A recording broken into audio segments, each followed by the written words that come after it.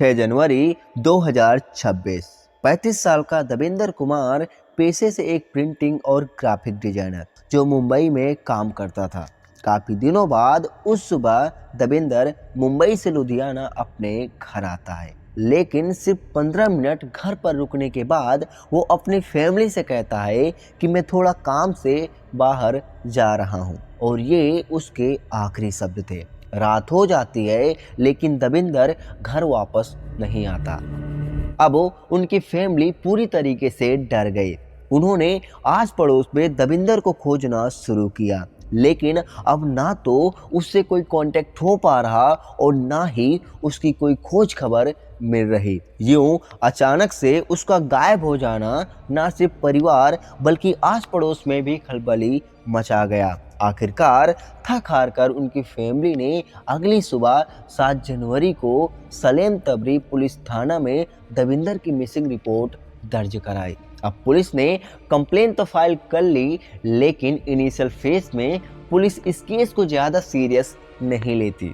इसके अगले दिन 8 जनवरी को जब जालंधर बाईपास से एक राहगीर गुजरता है, तभी उसने देखा कि बाईपास से थोड़ा दूर जंगल पर एक सफ़ेद ड्रम रखा है जिसके ऊपर बहुत सारी मक्खियां बैठी है। और जब उसने उस ड्रम को खोलकर देखा तो मंजर देख उसकी रूह तक कांप गई।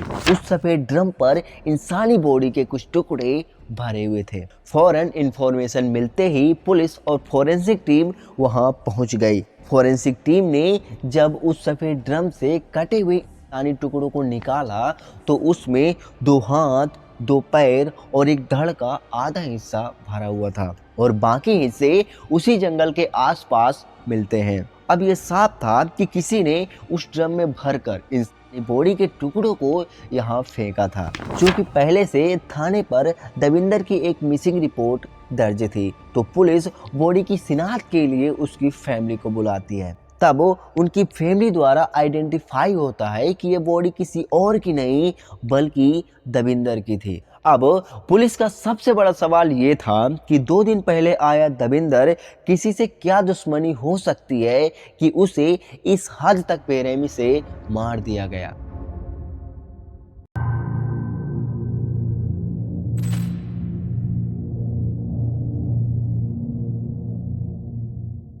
इस केस में कातिल को पकड़ने के लिए पुलिस को ज्यादा समस्याएं नहीं झेलनी पड़ी, लेकिन जो सच्चाई सामने आने वाली थी वो सबकी सोच से परे थी।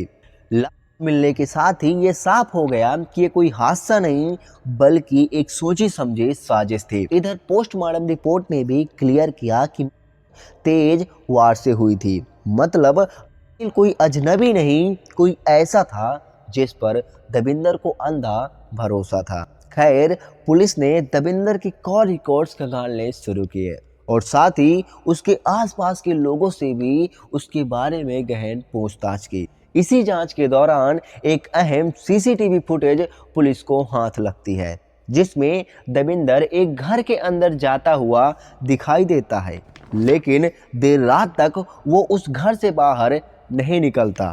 अगले फ्रेम में उस सीसीटीवी फुटेज में एक दंपति सफेद रंग के ड्रम को बाइक पर ले जाते हुए नजर आते हैं, और ये वही ड्रम था जिसमें अगली सुबह दविंदर की बॉडी के कुछ टुकड़े मिले थे। अब पुलिस को क्लियर हो गया कि दविंदर के साथ जो भी हुआ वो इन्हीं 4 दीवारों के भीतर हुआ, और शायद करने वाला कोई और नहीं बल्कि ये 2 लोग ही हैं। पुलिस बिना देर किए उनके घर पहुंची, लेकिन दरवाजे पर ताला लटका था। पड़ोसियों ने बताया कि वो कल रात से गायब हैं और उनका फोन भी बंद है। इसी पल से पुलिस को यकीन हो गया कि अब कातिल भागने की कोशिश कर रहा है, लेकिन इसी दौरान उनसे एक सबसे बड़ी गलती हो जाती है। वो कुछ देर के लिए अपने मोबाइल फ़ोन को चालू कर लेते हैं, और यही सिग्नल पुलिस के लिए आखिरी सुराग बन गया। लोकेशन ट्रेस होते ही पुलिस उन दोनों को लुधियाना मंडी से अपने हिरासत में ले लिया, और थोड़ी सी पूछताछ पर ही उन दोनों ने अपने गुनाह को कबूल भी कर लिया। शेरा उर्फ शमशेर सिंह जो गोरा गांव का निवासी था, अपनी पत्नी कुलदीप कौर और 2 बच्चों के साथ रहता था।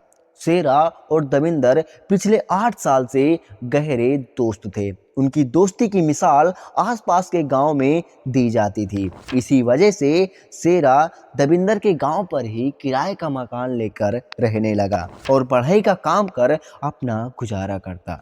हालांकि शेरा की आर्थिक स्थिति ठीक नहीं थी, जिसके चलते वो अक्सर अपने दोस्त दविंदर से कुछ उधार पैसे लेता रहता। गहरी दोस्ती के कारण दविंदर बिना हिचकिचाहट उसकी मदद करता रहता और उसे उधार पैसे देता रहता। समय के साथ इन दोनों की दोस्ती बढ़ती गई। दविंदर, जो उस समय मुंबई में प्रिंटिंग और ग्राफिक डिजाइन का काम करता था, उसे एक डिजिटल प्रिंटिंग मशीन खरीदनी थी, जिसके चलते वो अपने दोस्त को उधार दिए पैसे लेने के लिए उसके घर गया, जैसे कि आप इस सीसीटीवी फुटेज में देख सकते हो। लेकिन घर पहुंचते ही उन दोनों ने पहले एक साथ शराब पी। उस वक्त शेरा की पत्नी घर पर नहीं थी और उसके बच्चे जो छत पर खेल रहे थे। बातचीत के दौरान दविंदर ने अपने उधार पैसों का जिक्र किया। इस बात पर शेरा नाराज हो गया। उसने कहा, इतने दिनों बाद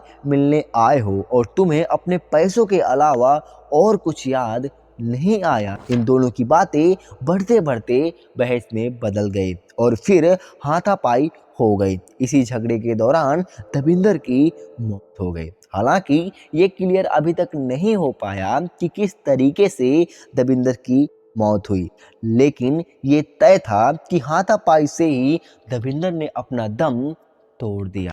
इसके बाद शेरा ने ये सारी घटना अपनी पत्नी कुलदीप कौर को बताई, जिसके बाद वो दोनों बिना किसी को पता चले को ठिकाने लगाने का डिसाइड करते हैं।